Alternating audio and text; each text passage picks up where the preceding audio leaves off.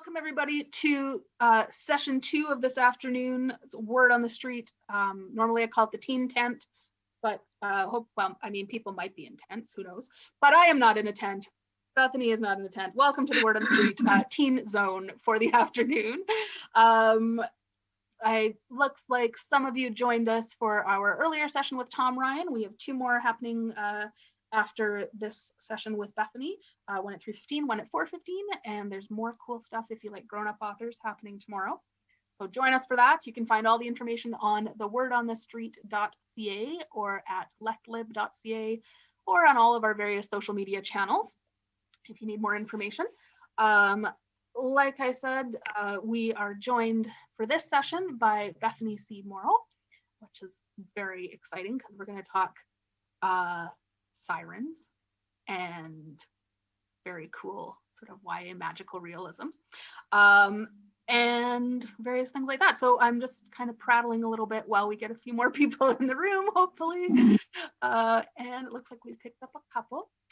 So yes, welcome to the Word on the Street, all of you attending this session. One of the things I would like to do before we fully get started is acknowledge that the Lethbridge Public Library, and Lethbridge obviously, is on the traditional lands of the Blackfoot people of the Canadian Plains. We'd want to pay respect to the Blackfoot people, past, present, and future, recognize and respect their cultural heritage, beliefs, relationship to the land. And for me, I always like to think of the stories that come along with all of those lived lives. The city of Lethbridge is also home to the Métis Nation of Alberta, Region 3. And these are things to keep in mind as we talk stories and we talk people and all of these things that come with libraries and books. So welcome to all of you, and especially to Bethany, who is joining us from, I forgot to check. From the and the US. Oh, sound back. Maybe I should put headphones in. Cutting out a little bit, yeah.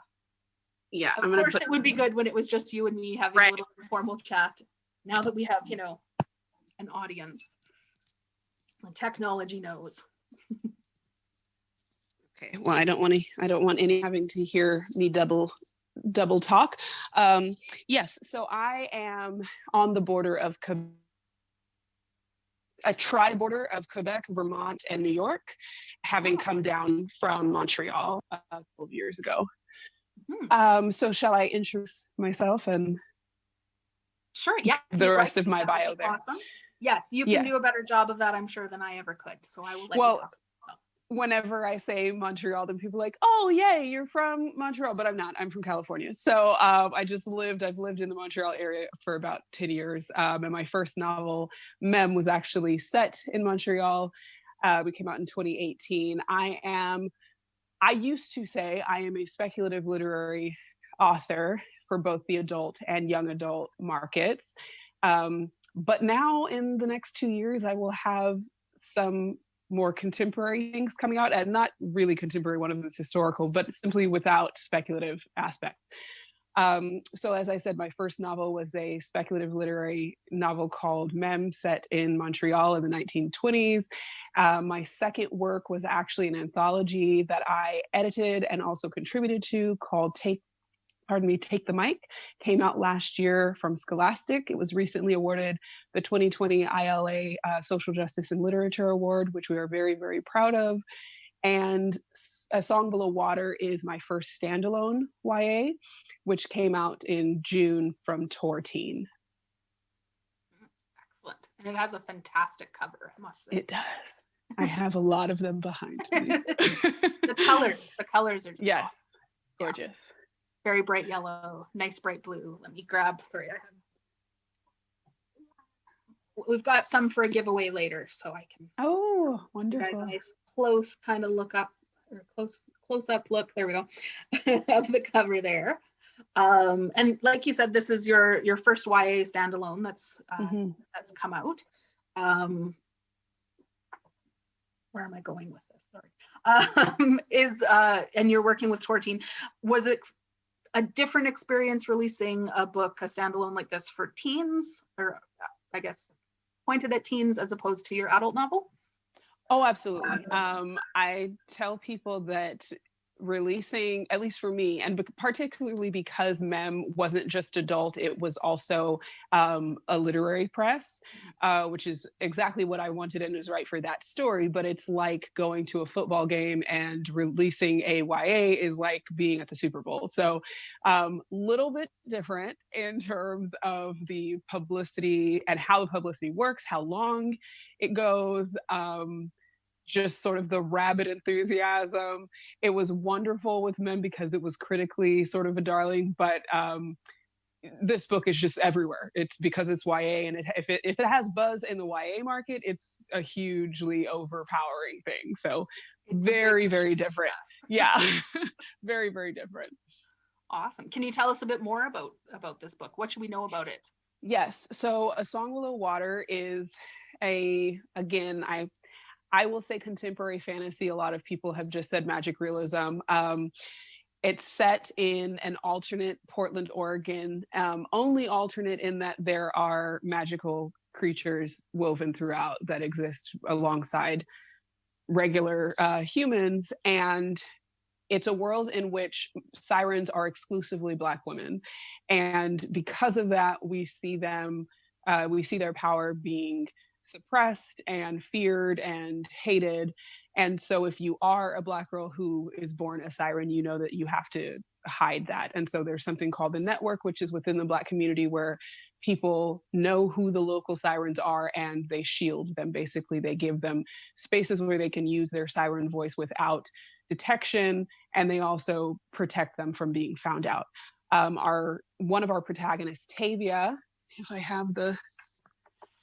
have the book, Tavia is here with her eyes open. She is the siren. Her sister friend, Effy, is a cosplay mermaid in the Renaissance Fair. But there's very obviously something going on with Effy. So she is more in the position of trying to figure out what she is when it becomes obvious and sort of irrepressible that something is happening.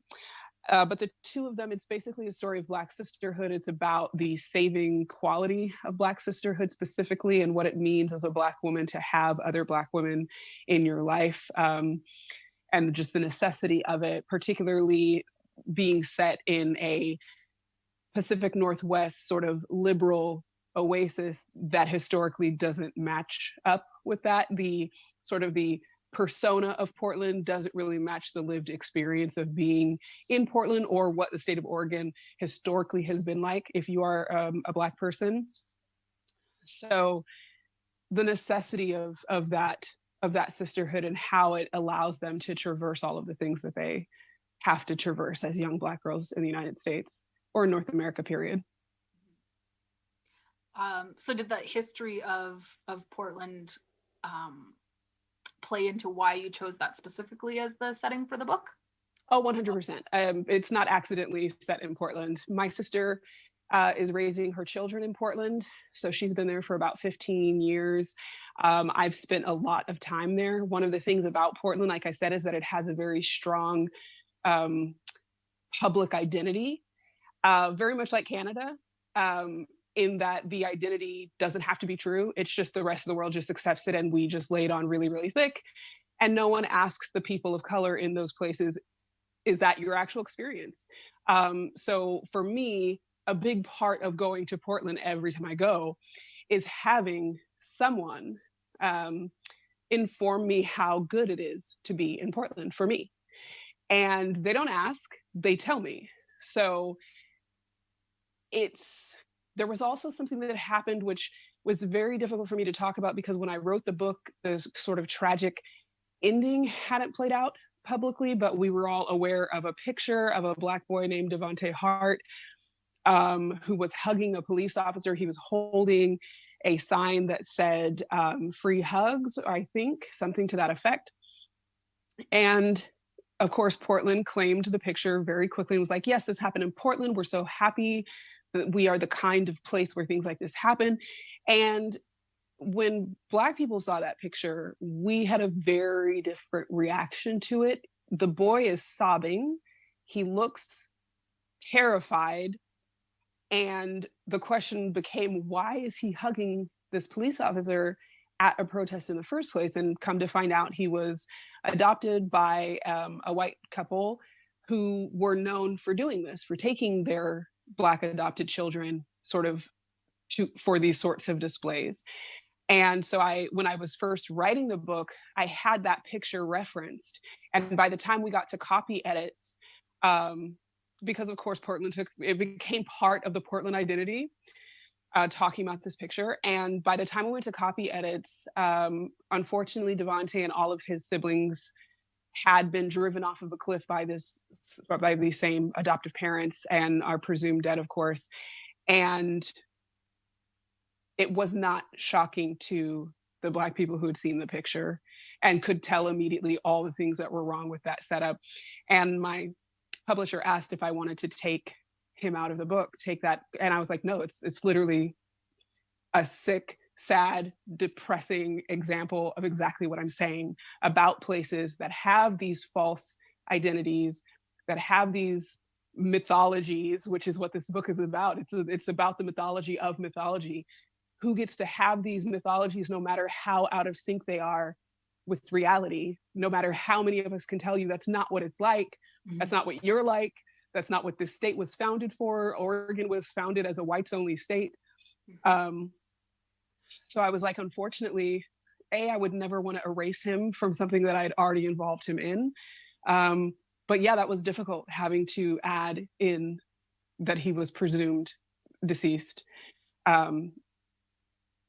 Yeah, Portland was always going to be in Portland. It was always going to be in Portland. Yeah, and there's, I guess, kind of, I don't know if dichotomy is the right way, but the way people perceive that city and the way, like you said, the actual lived experiences. And then you have the whole keep Portland weird kind of saying or mantra or whatever it is. It's a mantra. It's definitely a mantra. Yeah. And without saying too much, because I don't want to get spoilery with some of the cool parts, you know, there are the statues and the public art and all the things that kind of echo into that, and how that becomes an element of the book as well. Right. Yeah, I would say that Portland is absolutely another character. It's much more than the setting of the book. I'm trying to tell you something about not only Portland, but places that have these mythologies, and how resistant to actual change and progress they are, even being supposedly, you know, progressively liberal places. What happens when you refuse to deal with history and what you have done, and suddenly just say, well, we're just going to start acting differently. Well, the things that you put in place are systemic. So you can't just start acting differently, and I, as the Black person, have to keep experiencing the reality. And that's a very dysphoric, you know, again, it was very similar to the way that I would feel sometimes in Canada. It would be just this dysphoria of what is being described and what I'm actually experiencing. And to think about the fact that that's a very real violence, that's a very dangerous trauma to just keep experiencing and experiencing and experiencing while someone's telling you it's not happening to you. Yes. I'm trying to think of how to pivot to the Siren mythology, but I will just do it like that. Things that you kind of talked about, the mythology of place and things like that. Going to the Siren mythology, what you spoke about, the voice, the idea of voice being a big element. Is that the main thing that appealed to you? What did you do research into? I guess I wouldn't say different siren mythology, or is it all? I wouldn't say siren? Anything appealed to me. I wouldn't say anything appealed to me because I didn't start at siren and then say I'm going to write a story. I started at the phrase "my voice is power," and then realized that she was a Black girl who was a siren, and that only Black girls were sirens. So sirens have always been Black women whose voices have power, and therefore, because they're Black women, are not allowed to express it. And so it was very, very much, it's not an allegory because, and I've spoken about this a lot with another author, L.L. McKinney, we talk about the problem with allegorical bigotry, which is where you basically say, okay, we're going to erase the real world and like what the real world issues are, and we're going to just apply that bigotry or that oppression to every race, every gender, as long as they are this fake thing. Mm-hmm. The problem with that, of course, is you have to erase my very real marginalization in order to apply it to other people who are just now cosplaying it. It doesn't require that you take any accountability, any responsibility. So for me, I don't see a purpose other than harm. I don't see a purpose in allegorical bigotry. What keeps it from being allegorical in this instance is that it's very much based on the reality of what it's like to be a Black woman. Mm-hmm. It's not erasing, it's not applying it to everyone. It's not saying, see, we all have experienced, no, it isn't. I'm saying not only is this very specific, this makes the most sense with the Siren mythology that we have sort of ingested culturally in North America, at least. So I didn't really need to do any research. Number one, because of course, again, the book being about this sort of the mythology of mythology, just make up your own mythology. But also because when you're enculturated with it, I don't have to go look it up to have sort of a very clear understanding of this is what the idea that the concept of a siren would be.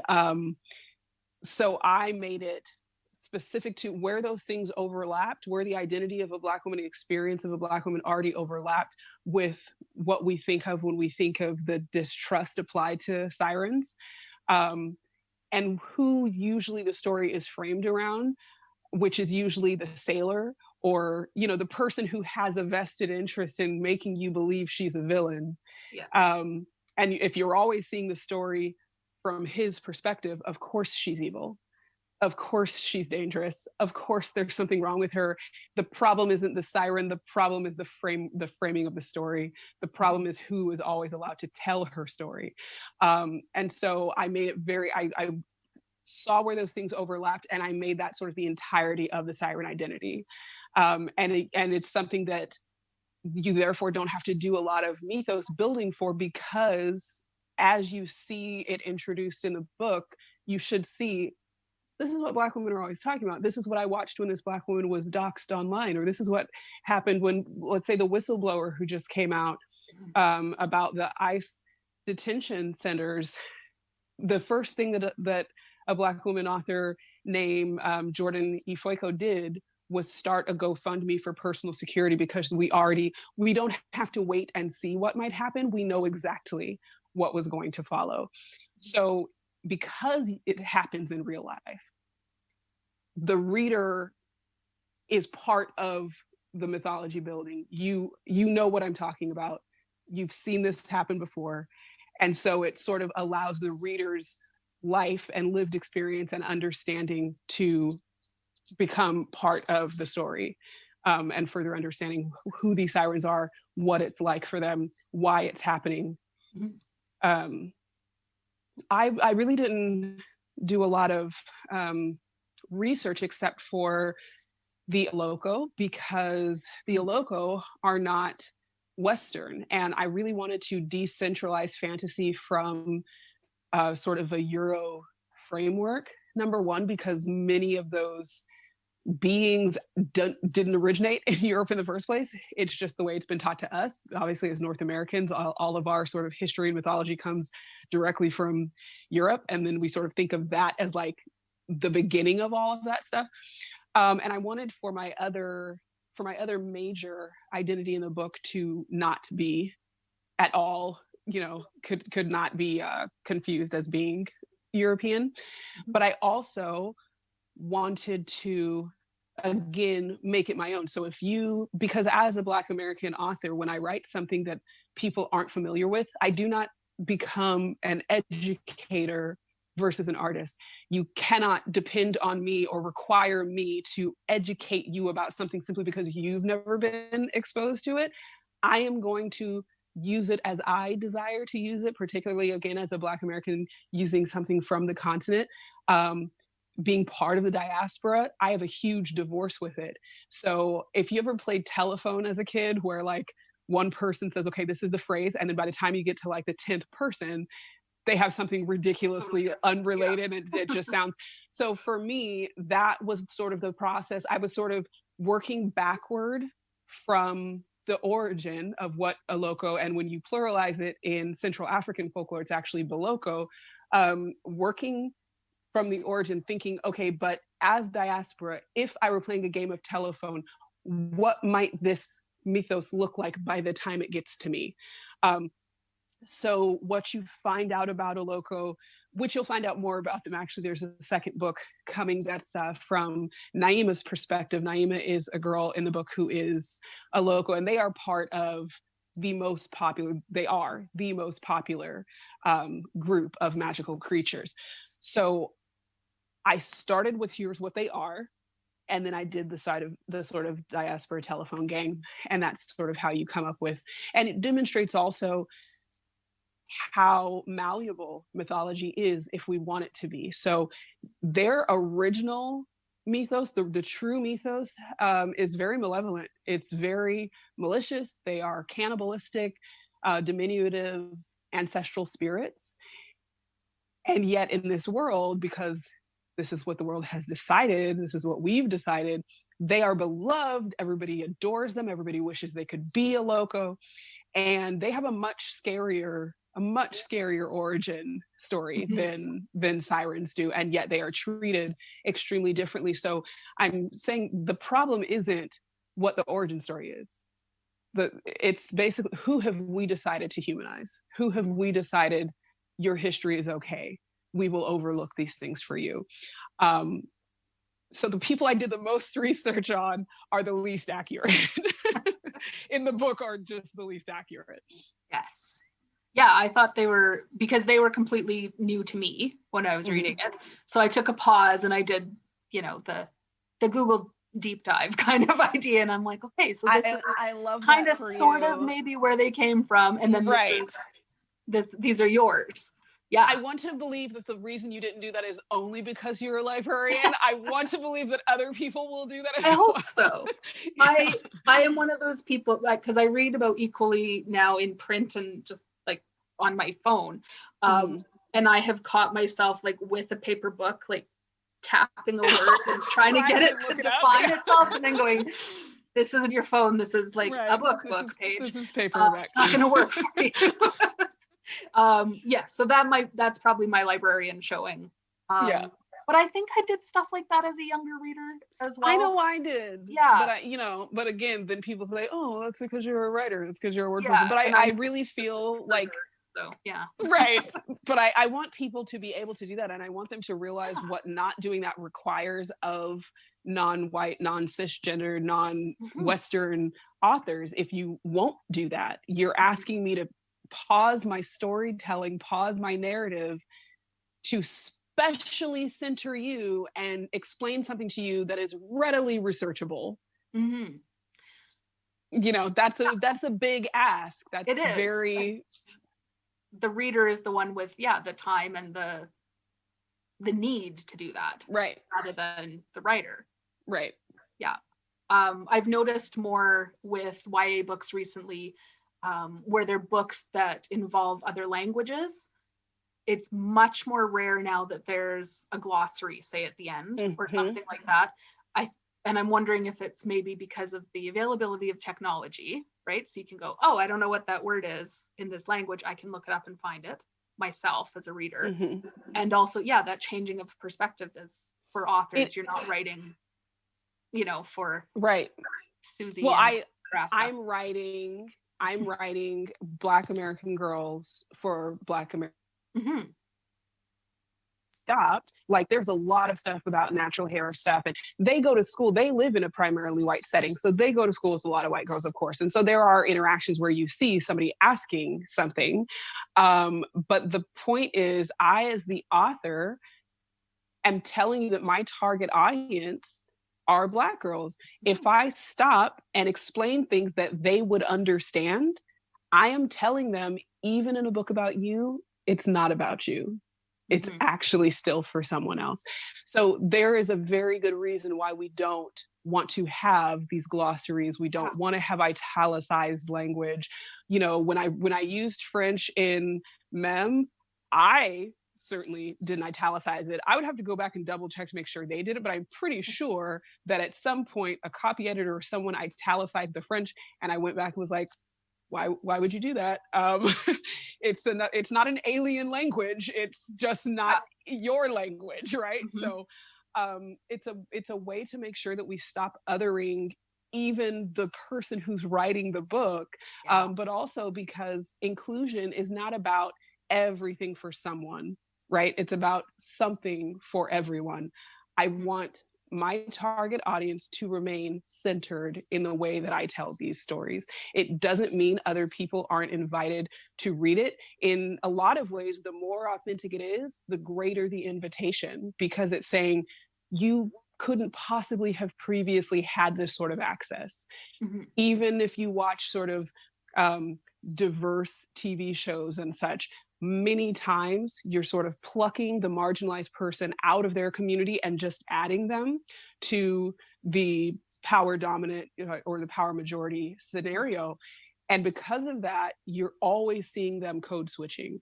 You're never seeing them speaking to each other the way that you would speak together. So part of having Tavia and Effy have this sistership that is central to the story is you are constantly invited to see who they are with each other, how they speak to each other, how they take care of each other, which is an education for you.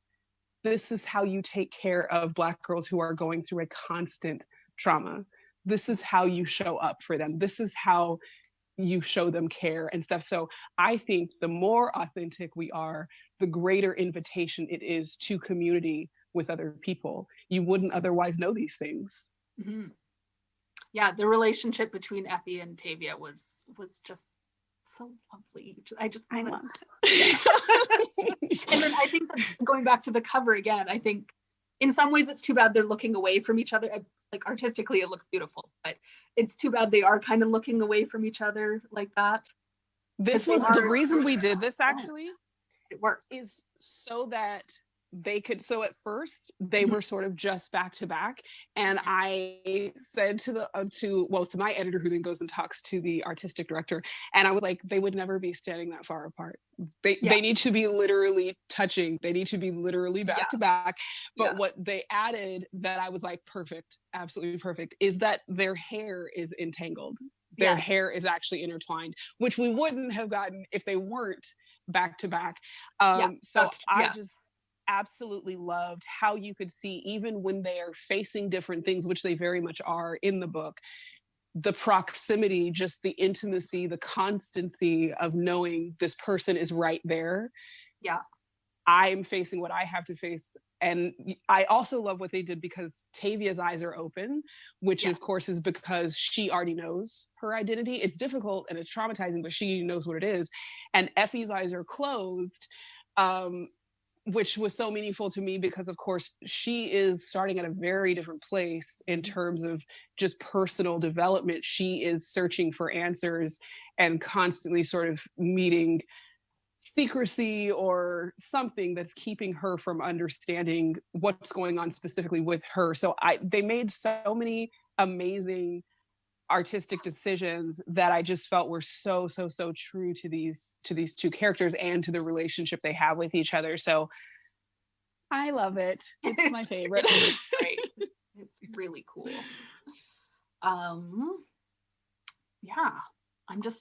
We don't have any questions from the audience, so I'm going to remind the audience that if you would like to ask questions, there is the Q&A kind of element to Zoom, so you can throw a question in there and I will make sure that it gets shared. The other thing I should tell audience members as well is I have 2 copies. This one is special. I have 2 copies instead of just 1 copy to share with you at the end. Normally for Word on the Street giveaways, I have a bucket.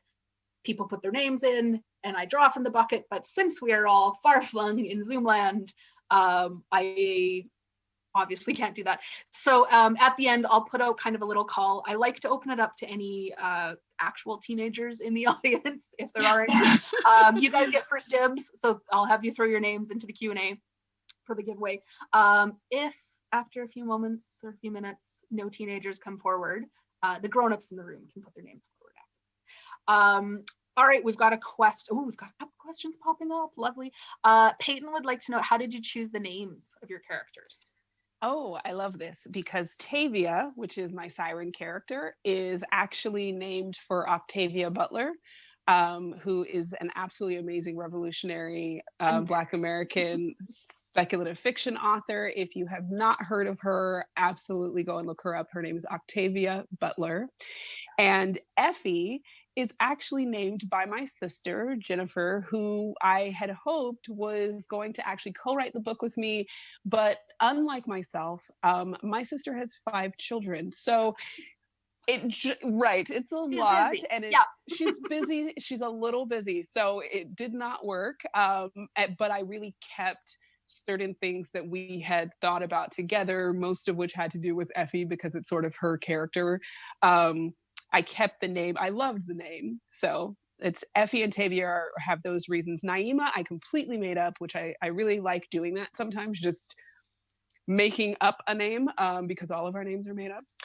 I had a lot of fun with this book because it's set in Portland. And if you know anything about how hipstery Portland is, you get a lot of really interesting names. Right now they're on a kick, like just a vintage kick. So there's, I think there was a kid named Bertha and Agnes and Eloise and which are all lovely. And some of those are better than others. Yeah. Some of them are going to be better than others. But I chose a couple of names like Priam because I was like, only in Portland would I be able to get away with a contemporary book with a boy named Priam. But then altruism was specifically because it was Portland. I was like, this is just accurate. This is what it's like. It's interesting. We see a bit of that popping up even around Lethbridge, and it's signing kids up for library cards sometimes is a really interesting journey. Hilarious. Let's see, who do we have? What else? We've got a couple other questions. Can you tell me about how you go about your writing process? Do you use an electronic program, paper, pen? Any tips or writing tips? Ooh, so I guess wondering about your writing process. Yes. So I would say for tips, start with what excites you first. Write what excites you first. If you are bored writing a scene, many times the person reading it would also be bored. So you are actually a very good litmus test for how interesting a story is. In terms of the way that I write, I would say that it has changed so much just over the last 2 years based on the number of contracts and deadlines that I will be on. I think I've never been horribly precious about it. I'm always using Word. I do not use Scrivener. I did just get it hasn't arrived yet. I think it arrives tomorrow. I just got an Alpha Smart, which is basically just going back to an electronic typewriter so you don't have internet. So we will see how much I actually use that. It might be a peer pressure thing because so many of my other friends have recently bought them. I feel like I've seen those on people's Instagrams. Yeah. Yeah. It's kind of like a little bar of visual. Yeah. And I used to have one in high school, and and that's really the reason I did it, because everybody else is jumping off this bridge, and B, because I do remember writing a lot on it in high school and really liking it. But I also do, when I revise, I do need to print, and I need to print landscape orientation, 2 pages per sheet, and then I need to actually hand do my revision. Yeah. So I will go chapter by chapter. No, because it doesn't, because it's more like a what are those things you used to get in university where it's instead of having you buy a bunch of books, they put a bunch of stuff together. Yeah. So it reads sort of the same way, and you just flip top ways like this, and it's very small print and stuff, but it means that I can write a lot more on it. And then by the time you finish doing that revision, you can see all of the productivity. You can see it because you've written all over it, which I really appreciate. Do you have a favorite colored pen for doing that? Black or blue, but probably I'm going to say black. I think it's black, to be honest. Yeah. Interesting. One more here from Betty. I love to hear stories in the author's voice. It stays with me during my own reading. Is there any time for Bethany to read even just a little bit? Okay, so we talked about why I had it originally read, but I will read, if I can read a tiny bit from both of them. So I'll do, is it okay if I do like a paragraph or two from Sure, yeah, Tavia? jump around, whatever feels good to you. Okay, so I'm going to do, the book goes between Tavia and Effy, and Tavia's first, but that does not mean that she is the only she's the only protagonist. They're so balanced. I'm going to, you can see that. Right, they're equal partners in this. So beginning with Tavia, it feels redundant to be at the pool on a rainy Saturday, even though it's spring and even though it's Portland, but maybe I'm just more of a California snob than I want to be. Back home, I went to the beach on more than one cloudy day. I'd stand on the cold sand, burrowing my toes beneath the surface as though there'd be some warmth there, and I'd listen, just like I'm doing now. I always close my eyes, and today's no exception. It's never made a difference, but it's part of the ritual, and I guess it must mean something that I did it even before I knew there was a way for living sirens to listen for their dead. It was one of the first things I learned when I finally found the network, so despite my lack of results thus far, I close my eyes now too. The problem is, I don't know exactly what I'm listening for. The story goes that sirens originated by the water, that once we used our calls to damn seamen, and that when we die, our voices return to the sea. If the mythos is to be believed, and as far as any non-magic people are concerned, most of it isn't, I should be able to hear my grandmother here. Here, Portland, not here, the Southwest Community Center specifically. I mean, I'm at an indoor pool with all its colorfully elaborate water features that nobody is enjoying because my play sister's the only person doing laps. Even if sirens' voices do return to the water, they probably don't go to chlorinated bodies of it. So now we will jump to Effy, who is also at the pool, of course. There's nothing like being in the water. People ask me if it's quiet, if that's why I like it. It makes sense. I'm quiet. I must want the world to be the same way. Tavia asks me that. Tavia is people. The thing about being underwater is that it's not quiet, I mean. I can't hear what's happening above the surface, but when I'm totally submerged, I hear the water. I hear its song, the way it sings to itself and anybody who comes below to hear it. I love the way it never changes and the way I'm always different when I'm here. Sometimes I bring my head above the surface when I don't need a breath, just so I can duck back under and hear the song start again. That's all I mean to do when I crest between laps, but this time I feel a pair of eyes on me. I can always tell when I'm being watched. I guess when you can never shake the feeling, you've got to be right sometimes. There he is. He's leaning back in his seat, wearing a white community center polo shirt with his red shorts, tanned brown hands interlaced on top of his buzz cut hair. He lifts one my way, and I can't help but smile, even though I immediately hide behind my heavy twists when I wave back. Last week, he said his name is Wallace, and now I hear it replay inside my head. We only just introduced ourselves, finally, but he's been coming to the pool for the past several years, and I feel like we've built up a rapport. Hey, how's it going? The water feels fine. Okay, a very vague rapport, but I'm not a great conversationalist, which he probably reads as disinterest like everyone else. Joke's on them. I'm just super uncomfortable. Sometimes I don't say anything at all, just make a nonverbal hello. Actually, I'm going to stop there. Otherwise, we're going to get really into Renaissance fair stuff. Yes. Which was, yeah, a very, very fun thing. And we have a thank you. A thank you and a comment that was beautiful from the person who asked for that. Thank you, Betty.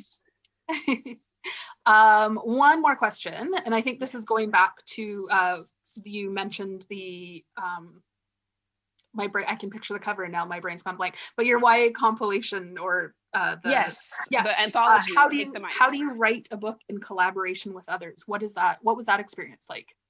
Working. Well, it's an anthology, so it's several, or in this case, about a dozen non-connected or